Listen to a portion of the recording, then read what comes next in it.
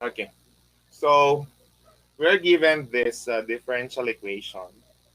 Ayan.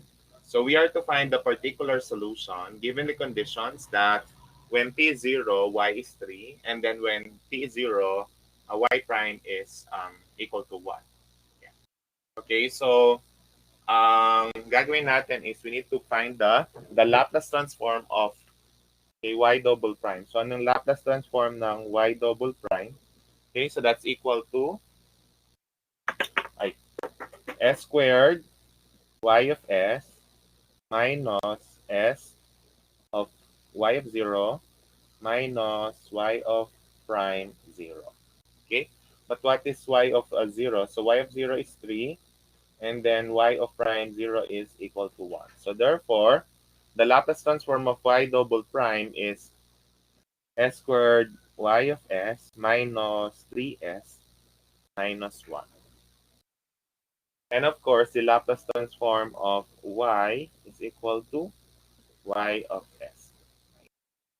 So let's substitute these two to our given equation. So we'll have s squared times y of s minus 3s minus 1 plus y of s. So that's equal to, okay, let's get the Laplace transform of 6 sine 2t.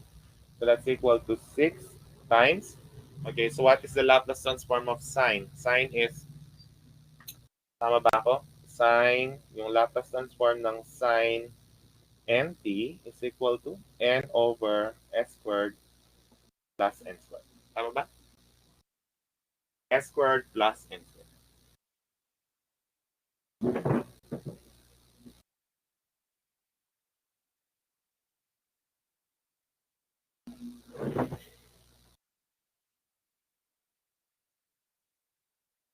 Oh, medyo malag ba?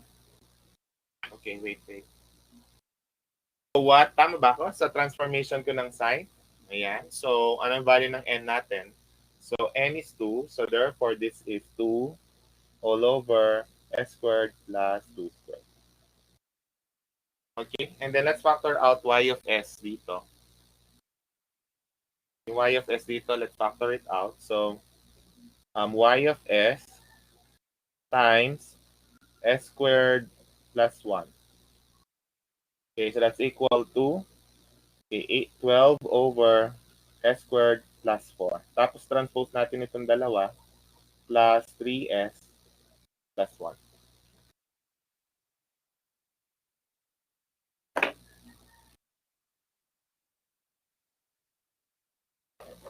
Okay, next.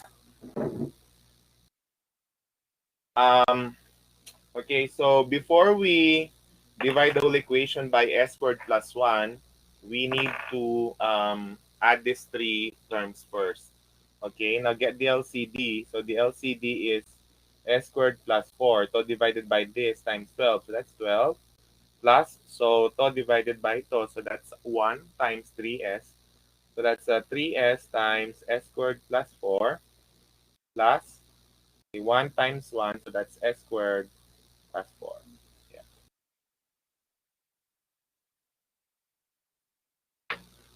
Okay, and then let's simplify yung sa numerator.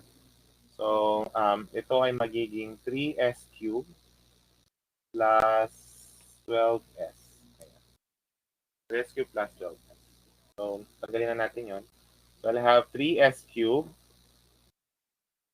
plus s squared plus 12s plus 16 all over s squared plus 4. Ayan. So, ito yung y of s of multiplied by s squared plus 1. Then let's divide the whole equation by s squared plus 1. So ang y of s natin ay equal siya sa 3s cubed plus s squared plus 12s plus 16 all over s squared plus 4 times s squared plus 1. S squared plus 4 times s squared plus 1. Okay? So next one is we need to get the partial fraction decomposition of this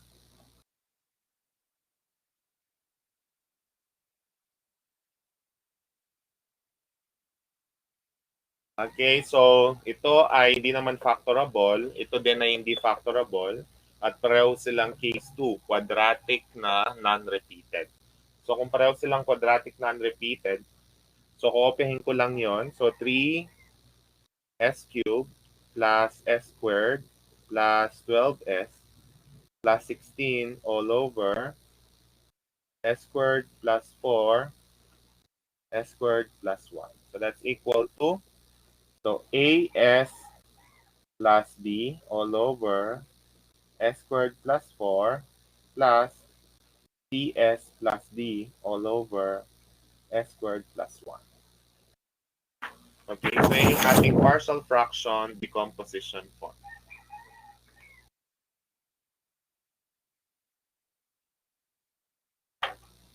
Okay? So next, i-add na natin sila ulit.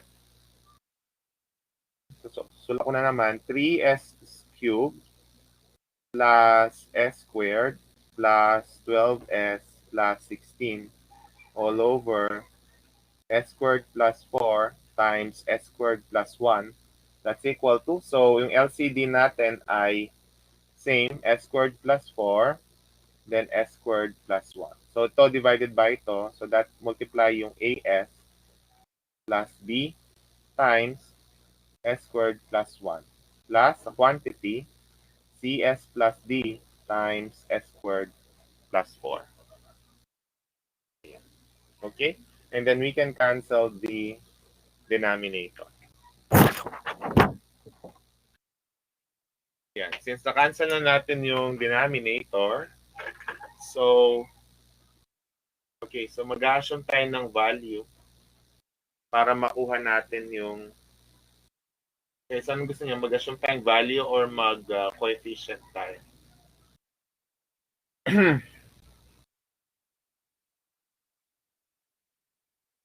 Okay, so unahin na natin. So if s is equal to 0, so left side will be 16, 0, 0, 0, 16. So that's equal to 0 ito, 0 ito. So that's b. Kasi 1 times b. So 0 ito, so d na lang, and then 4. Plus 4d. Okay, wala. So let's have the coefficient. So coefficient of s cubed. So dito sa left side is 3. So that's equal to, so may mag-s cube ba dito? We have a and c. Wala pa rin. Wala tayong napapa-zero, no? Okay, next. Coefficient of s squared. May mag-s squared ba dito? So, s squared dito is 1. So, dito ay b. Kasi wala nang s squared. Ito, so, plus d.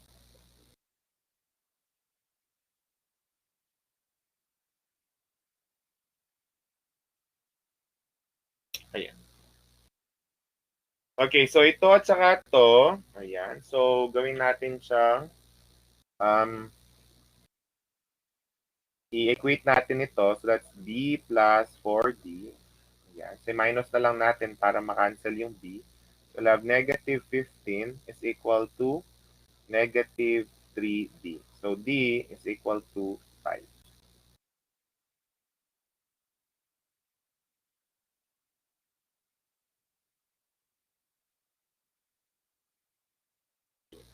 Okay, pwede nyo naman i-calcu yan. So, calcu natin. Ang calcu ko.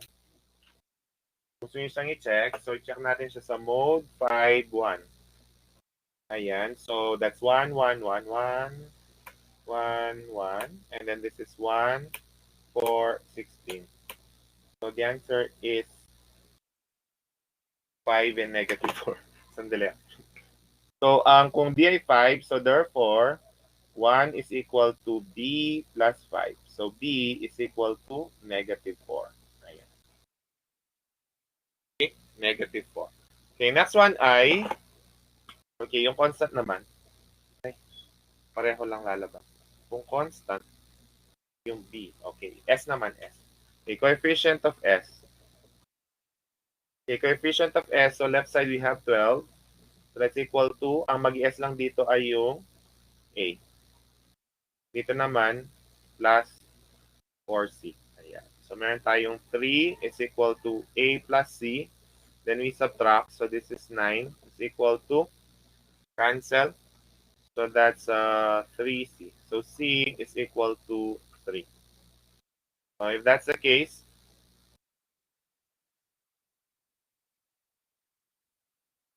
if c is equal to 3,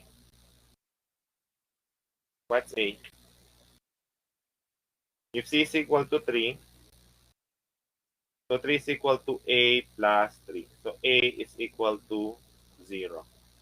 Tama ba ako? So kung di ako sigurado, mag-calculate ako. 1, 1, 3. And 1, 4, 12. 0 and 3. So tama. Okay? So now let's write our fraction again. So itong apat na to, substitute natin siya dito. So therefore, ang y of s natin ay equal siya sa a0. So it's just b na negative 4 over s squared plus 4 plus 3s, yung d natin ay 5, plus 5 over s squared plus 1. Ayan. Ayan. So nag-gets ba? Okay, bakit ka naging ganyan?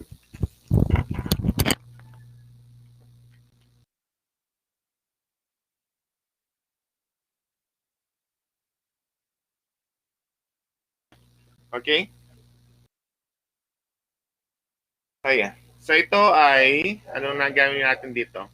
So kung titignan natin yung Laplace transform natin dito, so ito ay magiging related siya sa sign. Pero how about this one? So ito naman ay paghihiwalayin natin. So therefore, ito ay magiging negative 4 over s squared plus 4 plus 3s over s squared plus 1 plus 5 over s squared plus 1. Okay? So lahat ng ito ay pare-pareho silang s squared plus n squared. Ayan. Kaya lang, okay, ang formula kasi natin ay either n or s over s squared plus n squared. Pag s siya is cosine nt, pag n siya, it's a sine nt. Tama ba ako? Ayan. So that means this is cosine. Wala tayong problema dito. Ngayon, paano ang ating first term? So yung first term natin, so kung ito ay i-transform natin siyang ganito, so this should be negative 4 times quantity s squared plus 2 squared. So therefore, 2 yung nasa taas. So kung meron tayong 2 sa taas, mag-divide na lang tayo ng 2 dito. So parang nag-multiply lang tayo ng 1. Okay, sa kabila din, ang s squared natin ay magiging 1 s squared plus 1 squared. So kung may 5 tayo dito, so that means 1 din yon. So over 1. But of course, you cannot do, pwede namang hindi yun na gawin yung ginawa ko. Pinapakita ko lang sa inyo kung paano ko siya ita-transform. Tama ba? Okay, so knowing this now, therefore, we will have, okay, yung Laplace transform niyan, so therefore, ang y natin ay equal siya sa, okay, divide nyo to, negative 2 sine 2t plus 3s cosine t plus 5 sine t. Ayan. So this is our final answer.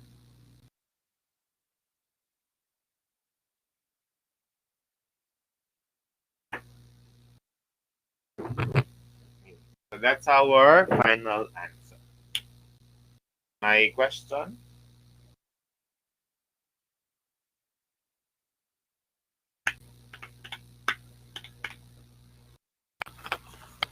Okay, class. So for today, binala ko ay magsosolve lang tayo ng isa. And then activity kayo. Okay? So, ang gagawin ninyo ay ito.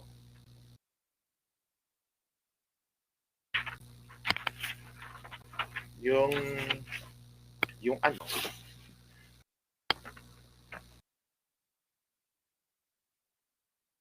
Okay, so ang gagawin ninyo ay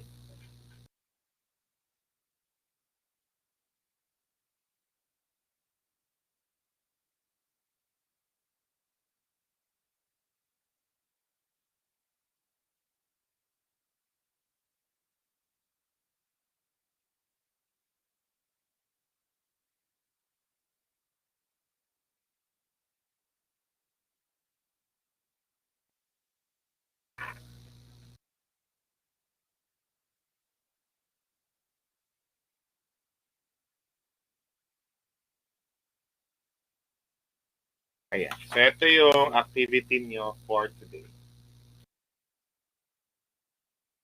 Okay? So, class, ang gagawin natin ay gagawin nyo yan, so which will be submitted also today. And then, so bago nyo gawin yan, lilipat tayo sa Zoom. Dali. Wait for me, I will just create the Zoom link.